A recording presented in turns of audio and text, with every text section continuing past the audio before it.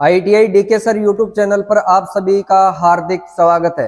आज के प्रैक्टिकल में आपको स्टार कनेक्शन, डेल्टा कनेक्शन में लाइन करंट और फेज करंट, लाइन वोल्टेज और फेज वोल्टेज का मापन करना सिखाएंगे। थ्री फेज सिस्टम में दो प्रकार से कनेक्शन किए जाते हैं। थ्री फेज सिस्टम कोई भी लोड हो, एक तो होता है स्टार कनेक्शन, एक होता है डेल्टा कनेक्शन। स्टार कनेक्शन में न्यूट्रल पॉइंट निकलता है और डेल्टा कनेक्शन में न्यूट्रल पॉइंट नहीं निकलता है। जिस संयोजन में न्यूट्रल पॉइंट निकलता है उसमें लाइन करंट और फेज करंट का मान बराबर होता है, दोनों बराबर होते हैं। और लाइन वोल्टेज और फेज वोल्टेज का मान अलग अलग होता है। जबकि डेल्टा के अंदर लाइन करंट और फेज करंट तो होता है अलग अलग, और लाइन वोल्टेज और फेज वोल्टेज होता है बराबर। तो पहले अपन करेंगे स्टार कनेक्शन, उसके बाद में करेंगे डेल्टा कनेक्शन। स्टार कनेक्शन में line voltage, phase voltage, line current और फेज करंट, इसका मापन करना आपको स्टार कनेक्शन बनाना है। स्टार कनेक्शन बनाने के लिए आपको दो दो लैंपों की सीरीज बनानी है। एक लैंप की भी सीरीज बना सकते हो, तीन लैंप की बना सकते हो, लेकिन अपन कितने लैंपों की बना रहे हैं? दो दो लैंपों की। दो दो लैंपों को सीरीज में जोड़कर आपको तीन सेट तैयार करने हैं।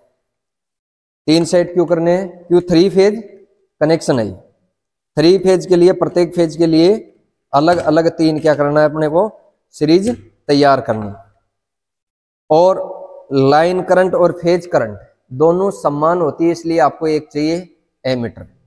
और लाइन वोल्टेज और फेज वोल्टेज होता है डिफरेंट, अलग अलग। लाइन वोल्टेज का मान अलग होगा, फेज वोल्टेज का मान अलग होगा, इसलिए आपको कितने वोल्टमीटर की आवश्यकता है? दो की। तो ये तो अपने पास है तीन सीरीज, लैंपों की सीरीज, लैंप लोड के रूप में अपने काम में लेंगे। और वोल्ट मीटर के रूप में अपने ले लेते हैं वोल्ट मीटर। और वोल्ट मीटर कितने चाहिए आपको? दो चाहिए। एक वोल्ट मीटर और दे दो।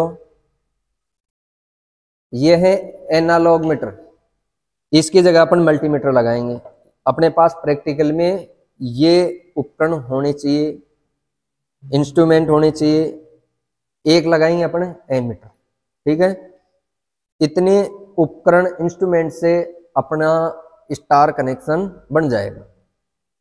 अब इसका संयोजन आपको कैसे करना है वो पहले आपको मैं सर्किट डायग्राम पर समझाऊंगा, उसके बाद में अपन कनेक्शन करेंगे और line current, phase current, line voltage और फेज वोल्टेज का मापन करेंगे, ठीक है। पहले तो अपन चलते हैं बोर्ड की तरफ और आपको समझना है इसका सर्किट डायग्राम। प्रैक्टिकल है अपना स्टार संयोजन में लाइन करंट और फेज करंट, लाइन वोल्टेज और फेज वोल्टेज का मापन करना, ठीक है। अब स्टार कनेक्शन आपको किस प्रकार तैयार करना है वो देखो। अपन ले रहे हैं दो दो लैंप की सीरीज और दोनों लैंपों को किस क्रम में जोड़ रहे हैं? श्रेणी क्रम में। तीन सीरीज लेनी है थ्री फेज सिस्टम के लिए। ये दो सीरीज हो, एक सीरीज और लेनी है आपको। कितनी हो गई? तीन हो गई। तीनों के किसी भी एकक टर्मिनल को आपको क्या करना है? मिला देना। मिल गया।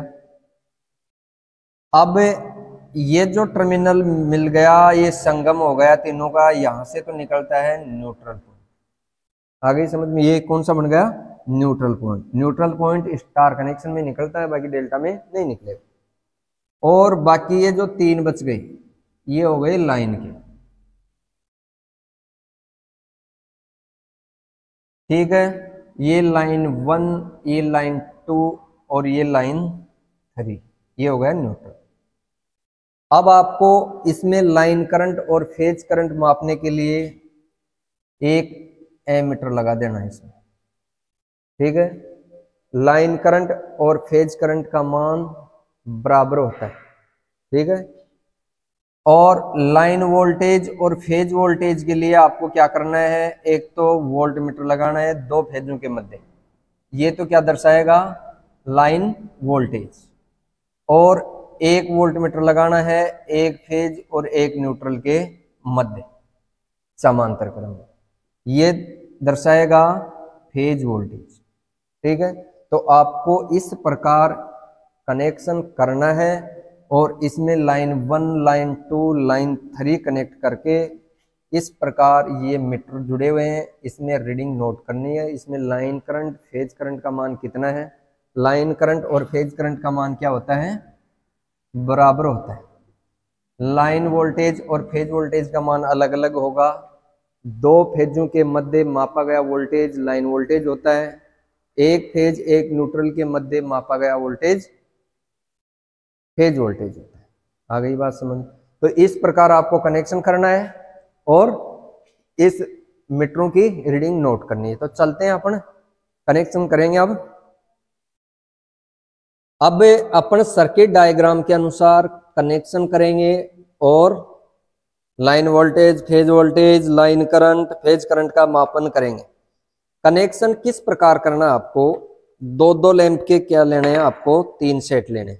एक सेट तो ये हो गया, दूसरा सेट ये हो गया, ठीक है, एक सेट ये हो गया, एक सेट ये हो गया, एक ये हो गया, 3 हो गए। तीनों का एक एक टर्मिनल तो क्या कर देंगे अपन एक जगह कनेक्ट करते हैं। ये न्यूट्रल पॉइंट हो गया। इस लैंप का सेट है, इससे अपन एक वायर निकालेंगे, ये है L1, ठीक है, हो गया ये L1। दूसरा जो सेट है ये सेट है दूसरा फेज का, इसमें क्या करेंगे अपने एमीटर लगा देंगे। ये एमीटर लगा दिया, ठीक है, एमीटर की जगह अपन मल्टीमीटर लगा रहे हैं कि मान का अपने को एक्यूरेट पता चल जाए, क्योंकि ये लैंपों के अंदर मिली के अंदर करंट आएगा, ज्यादा लोड नहीं लेंगे, ठीक है।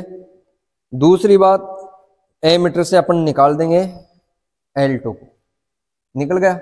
अब तीसरा फेज उठाएंगे अपने ये लाइन का, तीसरा अपना 2 लैंपों का सेट है ये, और इसमें निकाल देंगे अपन तीसरा फेज, ये तीसरा फेज है। इसके बीच में भी क्या लगा दिया हमने, एमीटर लगाया है कि दोनों फेजों के मध्य कितना आ रहा है, कि कोई फर्क आ रहा है या सेम आ रहा है, ठीक है। ये तीसरा फेज हो गया।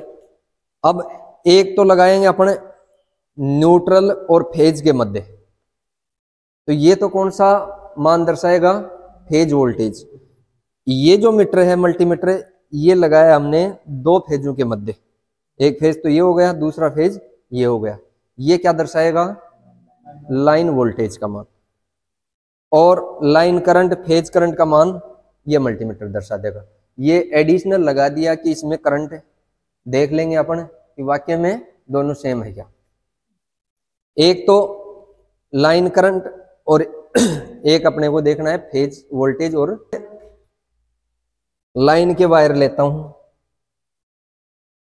2 और एक ये हो गया 3। इन तीनों को 3 फेज लाइन से अपन कनेक्ट करेंगे तो अपना स्टार संयोजन चालू हो जाएगा। करूं, ये लगाते हैं अपन फेज 1, दूसरा लगाएंगे फेज 2 और तीसरा लगाएंगे अपन फेज 3। ये लगा लैंप चालू हो गई। अब देखो इसकी रीडिंग, पहले देखो आप लाइन वोल्टेज और फेज वोल्टेज, ये तो दर्शा रहा है अपना, लिखो रीडिंग नोट करो। फेज वोल्टेज तो आ रहा अपना